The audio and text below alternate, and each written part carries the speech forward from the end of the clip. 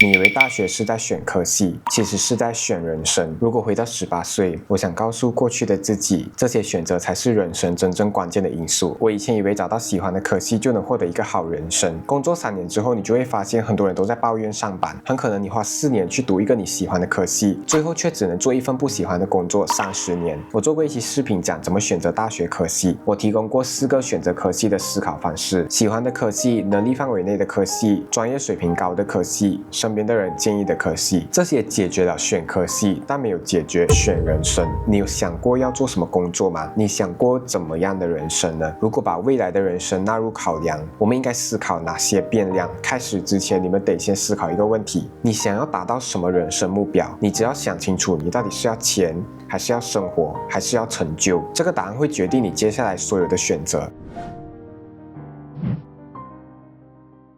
第一，选择生活的地方。你们有没有想过要去新加坡工作？选工作城市就是在选择你的生活。我们只有3种选择：在家乡、在城市，或者去新加坡。这3个选择的本质是有钱还是有生活。大多数人的结果是钱不多，时间也没有。在年轻的时候，钱最大的价值不是让你的生活过得更好，而是让你能够更快速的试错。试错的速度决定了你什么时候能够财富自由。因为你越早知道什么适合你，你越早走对的路。比如我想要做自媒体，想要试试音乐订阅，最快最有效的方式就是买然后使用。但在没有资本的情况下，我必须要做调研对比，然后还要害怕投资失败。有生活并不是你有多轻松，而是你有时间做你真正想要做的事。生活可以慢下来，不用那么着急，但你还是要明白，有生活通常是因为有足够的存款支撑。同一个选择对不同的人是完全不同的人生，所以我不能给你一个直接的答案。比如去新加坡工作，我1年只能回家1-2次，但是对于一个中后人来讲，每个星期回家不是问题，工钱还高，简直就是完美人生。如果你一开始就已经计划好，有钱和有生活是可以同时拥有的，你在选的是靠近家的人生、远离家的人生，还是高收入的人生？没有完美的选择，只有你愿不愿意承担这个选择背后的代价。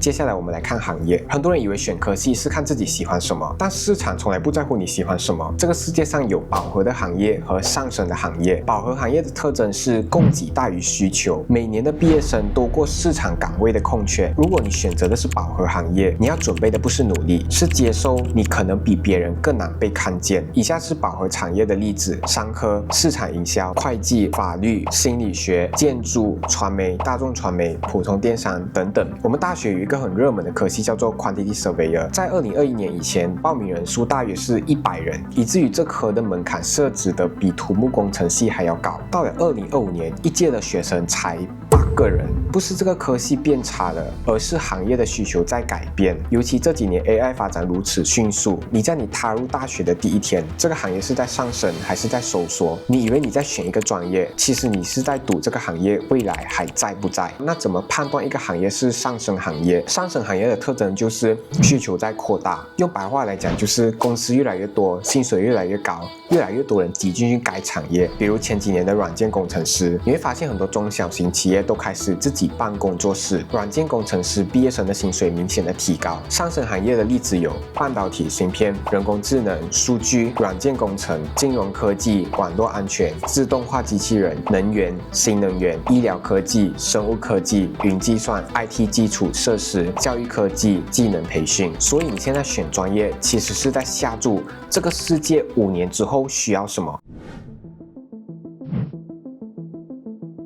很多人以为读哪间大学不重要，除了文凭之外，大学真正决定的是成长环境、机遇还有人脉。好大学的价值不只是教你知识，你身边的人认不认真，课程有没有跟企业接轨，你每天待的地方会不会逼你成长。选择一个专业水准较高的科系，你的成长环境就容易满足以上的条件，优秀的人更容易聚在一起。机遇就是有质量的企业对接渠道，有优等的公司招生，有人脉的老师。讲一个我切身体体会的扎心故事。我入行的第一天起就想要进入我的梦想公司 M。我在 LinkedIn 上还有该公司的 portal 上提交简历、更新简历、等面试，每年坚持。最后，我读硕士的同学拿到了梦想公司 M 的 offer。当他讲他是怎么拿到这个 offer 的时候，我的内心凉了半截。梦想公司 M 在我们学校内部的 career fair 摆布。我还在 LinkedIn 等回复 ，portal 等回复。我在想，等我工作经验提升了，就能够被看见。有时候不是你不够优秀，而是你根本连上台的机会都没有。我同学读的是新加坡 NUS， 他的成绩非常好，但是也是得付全额的学费读完1年的硕士。以下是我为他估算的账单，1年的学费大概57千新币。接下来是我自己预估的生活费，总共加起来大概新币80千，保守估计马币30万，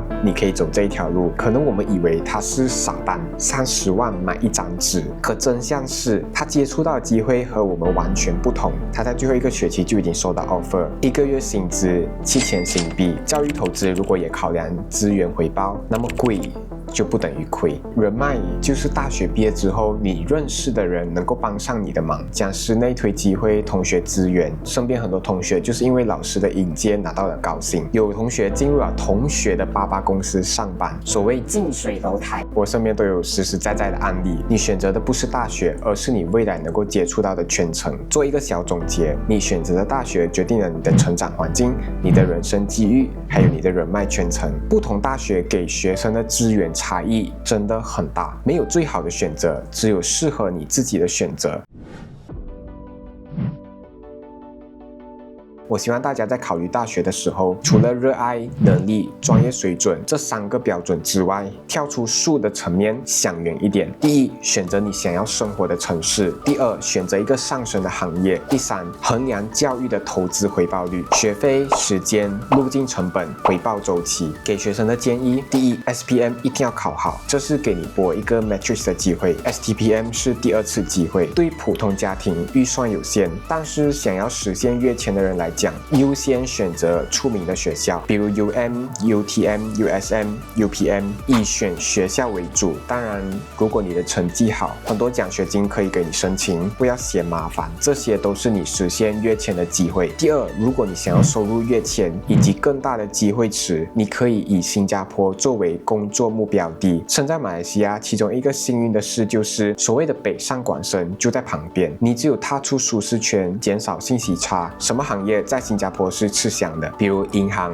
软件工程师等等。第三，如果家里有能力，不要只为了省当下的钱而错过更大的平台，你能看到更广阔的世界，遇见更优秀的贵人。计算一下回报周期，不要太关注当下的投入，而是要看回报。给父母的一句话：教育是投资，这些回报将会在孩子的未来慢慢体现。所以经济能力允许的话，教育是一笔值得的投资，但是千万不要孤注一掷，就是 all in 所有在教育或者是一个孩子身上。孩子如果肩负整个家庭的期盼，最后压垮孩子将得不偿失。政府大学还是可以让你的孩子在新加坡找到一个高薪的工作，重点还是看你的孩子争不争气。以前我们同学之间会感慨，有钱加学习成绩好真的是王炸。